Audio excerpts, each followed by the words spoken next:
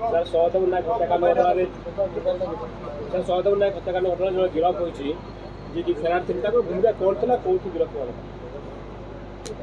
किंतु गत 8 जनवरी रे गोटे हत्याकांड घटना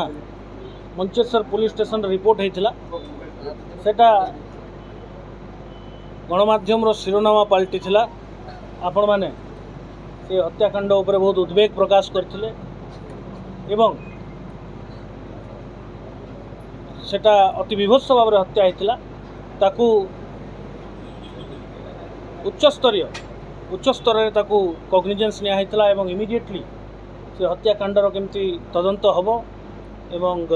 तार दोषी एवं अभियुक्त केमती गिरफ हे धरा पड़े ताऊपर आमको निर्देश होता आपण जानते जे कमिशनरेट पुलिस तार दक्षता प्रतिपादन करी कमिशनरेट पुलिस रो स्पेशल स्क्वाड और मंचेश्वर पुलिस स्टेशन 12 घंटार कम समय रे जो एग्जीक्यूट करथिले जो क्राइम हत्याकांड तांको समस्त को गिरफ कर सफल होता एवं ताहा आम पाई गोटे उल्लेखनीय अचिवमेंट थिला एवं तत्संगे संगे समाज को मध्य गोटे एश्योरेंस थिला जे आमे कौन क्राइम को इमिडिएटली हस्तक्षेप करी तार विधिवत भाव में तार कार्यानुष्ठान ग्रहण करा जिवो एवं तदंत करिबारे कमिशनरेट पुलिस सदा तत्पर अच्छी परवर्ती मुहूर्त में तांकर परिवार लोक आउ किछि लोकों नाम रे मध्य एलिगेशन आनिथिले तांको दोषारोप करथिले तांकर गोटे मुख्य अभियुक्त रमा नायक जहाँ से मुख्य षड्यंत्रकारी बोलिकी एफआईआर रे मध्य विवेचना कराई तांको गिरफ करने बहुत थर तांको परिवार वर्ग आमको एप्रोच करछंती किंतु आमे साइंटिफिकली यार इन्वेस्टिगेशन जारी रही तांको पचरा उचरा कराइथिला बहुत लोकंकर बयान रेकर्ड कराइथिला एवं आमे भी हृदयंगम कलु जे there must be some conspiracy a conspiracy एंगलटा को मुख्यतः आमे जांच करूथलु एवं रमा नायक को धरिया पाई उद्यम जारी रहिथिला एवं विभिन्न प्रकार आईनगत प्रक्रिया रमा नायक विरुद्ध आरंभ होता आपन जानिचंती जे गोटे अभियुक्त जदि गिरफ्तारी न होची गोटे अभियुक्तर एवं से आईन को एवॉइड करुच्ची बा से इन्वेस्टिगेटिंग एजेंसी तदंतकारी संस्था को सहयोग करूना तांको नाम रे गिरफ बिन वारंट भी जारी करा जाई परिबो एवं तत्संगे संगे तांकर स्थावर एवं अस्थावर संपत्ति मध्य तालिकाभुक्त करी ताकू अटैच करा जाई परिबो एई प्रक्रिया मध्य इन द मीन टाइम आम आरंभ करथिलु एवं विभिन्न जगार आमर मल्टीपल टीम रेड करथिला चढ़ाऊ करथिले एवं आज आमर जो आईन रो प्रेशर मु कहबी इटा लॉ रो जो प्रेशर लॉ रो जो कार्यपंथा अच्छी ताकू जेतेबेले आमे द्रुत गति रे आगे बढ़िथिला आज रमा नायक जो मुख्य षड्यंत्रकारी ये केस रो सहदेव नायक हत्याकांडर से आज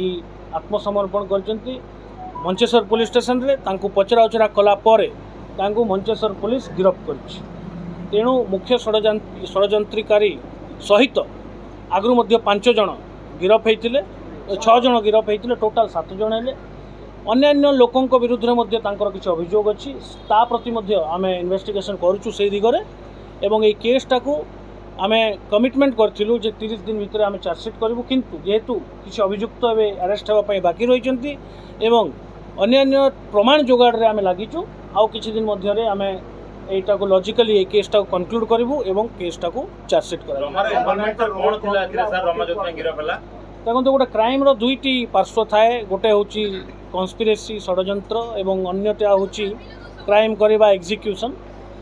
तांकर अभियोग थिला जे रमा नायक होची मुख्य षड्यंत्रकारी अथवा कन्स्पिरेसी एवं विभिन्न दिगरे तर्जमा कला परे ताकू इन्वेस्टिगेशन परव्यू रे आणला परे टेक्निकल इन्वेस्टिगेशन हो एवं अन्यान्य जिनस आमे देखिला परे आमर भी कौन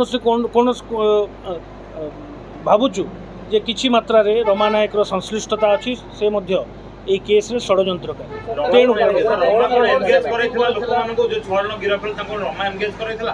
देखो एपे आज से आत्मसमर्पण करिछि एबे पचरा उचरा जारी कला पर ताको आमे गिरफ करछु जेहेतु एटा criminal conspiracy is also a part of this crime एई अपराध षड्यंत्र मध्य गोटे भाग ताकू प्रूव करने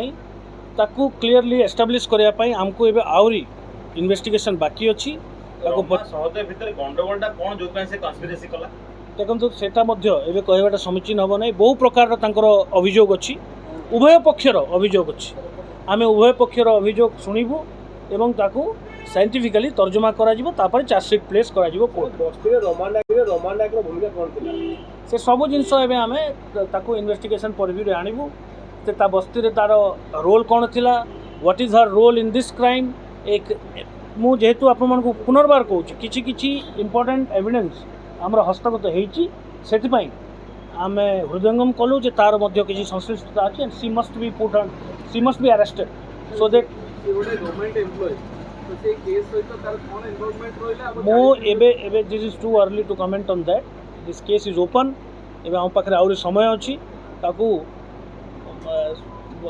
साइंटिफिकली बारंबार गोटे जिनस कहूँ कारण जेहेतु यहाँ षड्यंतर भी गोटे दिग अच्छी तेणु ताकू आम केयरफुली एस्टाब्लिश मेटिकुलसली इन्वेस्टिगेशन कला आम चार्जसीट प्लेस करूँ से सब जिन इन्वेस्टिगेशन परव्यू आम कहवाटा मुझे भावुँ समीचीन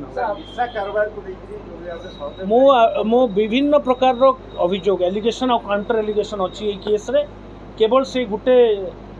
एलिगेशन नुहे आउरी भी एलिगेशन अच्छी जोटा इन्वेस्टिगेशन जेहेतु चली मु मीडिया सामने युवाक कहीपरि आम चार्जसीट प्लेस कलापर आपण विस्तृत भाव में जानकारी।